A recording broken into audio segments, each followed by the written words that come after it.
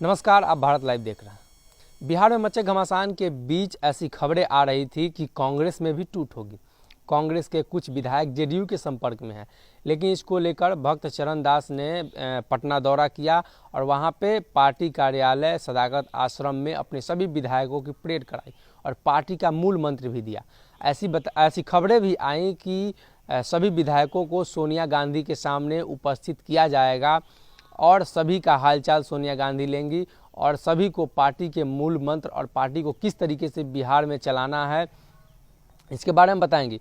अब बिहार के कांग्रेस के एक दिग्गज नेता अखिलेश सिंह जो सांसद भी हैं, उन्होंने मीडिया से बात करते हुए इन सभी मामलों पर खुलकर बोला है। उन्होंने कहा है कि कांग्रेस पार्टी एकजुट थी।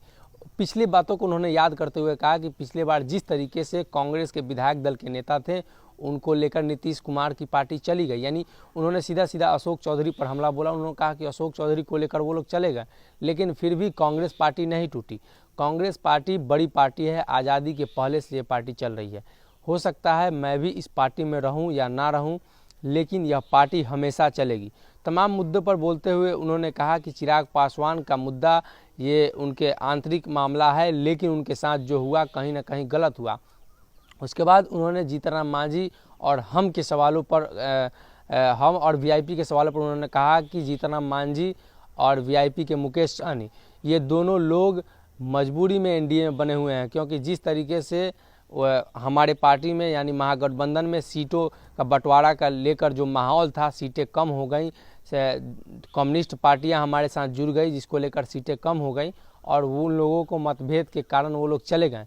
लेकिन उनका आज भी विचारधारा कांग्रेस पार्टी और राजद के साथ जुड़ी हुई है। वो भाजपा के साथ मजबूरी में है और हम आशा करते हैं कि वो कभी भी आ सकते हैं। सभी मुद्दों को लेकर उन्होंने खुल पर बोला और नीतीश कुमार पर उन्होंने करारा प्रहार बोला है। उन्होंने कहा है कि नीतीश कुमार की एनर्जी जिस तरीके से पहले हुआ करती थी वो नहीं है। अब नीतीश कुमार की पार्टी 3 नंबर की पार्टी हो चुकी है।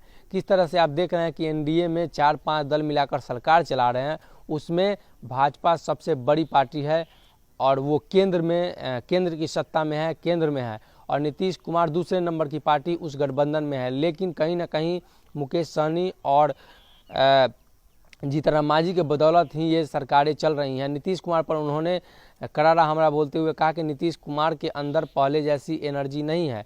अब देखना ये होगा कि कांग्रेस अपने इस टूट के बारे में आला कमान को, हाई कमान को बताती है या नहीं, और उनका टूट जो होने वाला था वो कहां तक वो रोक पाते हैं, क्योंकि जिस तरीके से जेडीयू लग रही है चुनाव के बाद लगातार दूसरे पार्टियों को, विधायकों को जोड़ने में लगी है, तो कहीं ना कहीं कांग्रेस को ये डर होगा कि हमारे विधायक को भी लेकर न चले जाएं। अगर ये वीडियो पसंद आई और वह बिहार के राजनीति और बिहारियत से सरोकार रखेनी तो सब्सक्राइब बटन दबा के चैनल के सब्सक्राइब कर ली। ओजे एगो घंटी बा, ओकरा बटन दबा देला से कुल सटीक और मारक खबर रुआ मुफ्त में मिल जाई।